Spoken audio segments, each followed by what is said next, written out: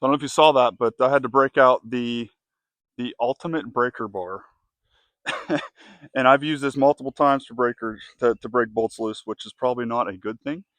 Probably means they're too tight or been on there too long without the proper maintenance. But this sucker's about 3 foot long, pretty thick walled pipe, and if you know what this is from, I'd be impressed. But it's really just a bracket to hold an anemometer on a bridge from work.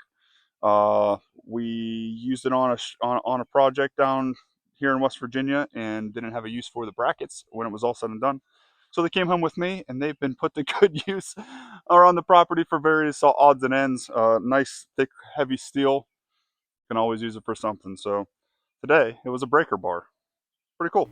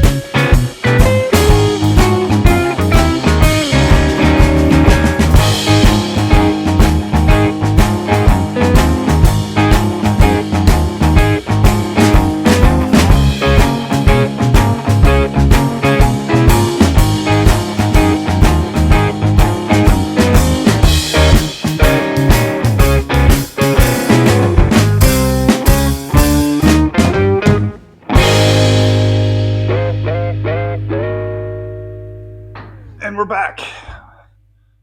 So today is July the 23rd. It's a Thursday. It's a Wednesday. I'm getting my days all screwed up this week. It's been a very busy week at work. Today, got home from work and was able to come outside after a workout. Work on this brush hog. The blades were due for sharpening, so I have only touched up these blades one time since we bought the brush hog back in 2021, and it's cut really well until recently. Whenever I let the fields get a little long, that's part of the problem. But I know they were due for sharpening anyways. So went ahead and did that today. I don't know if I went about it the best way possible, but it got done. Getting the bolts off the pins became a little troublesome. I ended up having to prop the pins to keep the square part into the blade itself so it wouldn't spin itself out. So I hate to be under the brush hog whenever it's up under hydraulics, so I try to prop that up anytime that I need to get under anything hydraulics that is going to be above my head or above a body part. So I propped that up just with some 6x6 that I had laying around, and used a 4x4 to hold the pin in place underneath the brush hog and get those out.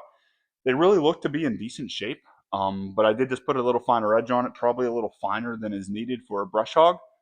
They may dull out pretty quickly with being that sharp. I ended up cutting myself a little bit when they nicked me, but that probably tells me I over sharpened them, and I have a tendency to do that on blades. But no big deal. They'll cut great when we get back to the field. It is not overgrown yet, so it should come out with a nice clean cut next time we're back there, and we'll be in pretty good shape. This took a lot longer than I really anticipated. Um, a nice ratchet and a socket came in handy. Otherwise, it probably would have taken me much longer. That being said, I had other plans to get out there today, and we need to be clearing the hillside over below our house on this hillside within the pasture area. There's a section that is really blocking our view of a majority of the pasture off towards the road side of things. And so I wanted to get out there with the chainsaw and take some of the bigger stuff out today, but that just didn't happen, and that's okay. I can maybe take care of that later this weekend. Tomorrow is a busy day for me at work. I'll be traveling all day. Probably won't get back till close to dark, if not after dark. And so getting something productive done at the house is going to be a challenge tomorrow, but I'm going to find a way to do it. Either after Colton goes to bed if I have to, or maybe right before he goes to bed, depending on what time I'm able to get home tomorrow. But this tractor, we greased it up yesterday, took care of the blades on the brush hog today.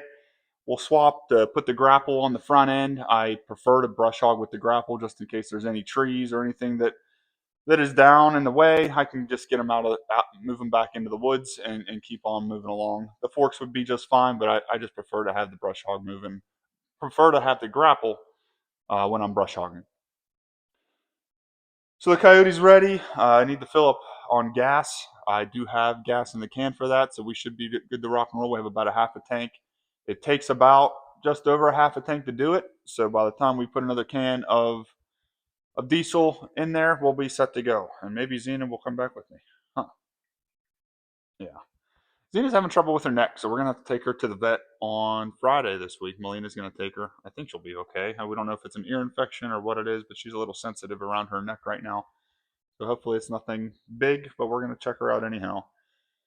But I think that's going to do it for today, guys. Short and sweet. A little bit of a time lapse on some brush hog maintenance. But this brush hog has done a great job. So we're going to put it back to work this weekend. And my plan is, as long as the rain sticks north or south of us and stays away from us, we should be in pretty good shape. We'll get out there and get that done. So thanks for being here, guys. Again, we're having fun doing this. If you don't mind hitting the subscribe button, we appreciate it. I appreciate it. Melina has been following along and really supportive of this whole thing. So we're having a good time. So hit subscribe, hit the like, share it with a friend. We'll catch you next time. Tomorrow, right, Xena? Catch you tomorrow.